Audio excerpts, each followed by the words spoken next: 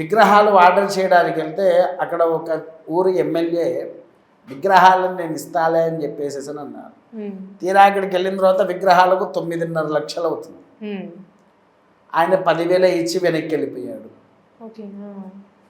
తర్వాత నేను, మా నాన్నగారు, మా బావగారు మేమందరం కష్టపడి ఆ 9 లక్షలు ఏర్పాటు చేసి ఆ విగ్రహాలకు కట్టేశాము. విగ్రహాలను తెచ్చిన తర్వాత 2 సార్లు ప్రతిష్ఠ ముహూర్తాలు చూసాము.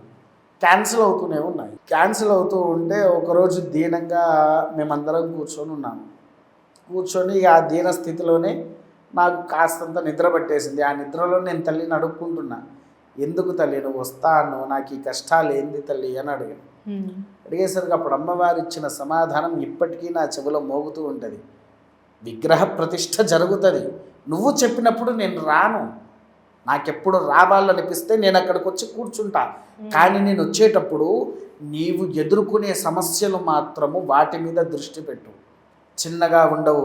ఎందుకనంటే మేము రావాలి అంటే నీ కష్టం ఏంటో నాకు తెలియాలి అని అన్నది అమ్మవారు. సరే ఈ కష్టాలు ఏంటో చూద్దాంలే అని చెప్పేసి అనుకున్నా. ఎంత కష్టం వచ్చినా ప్రాణం అయితే పోదు కదా, అమ్మవారు కష్టాలే కదా అన్నది.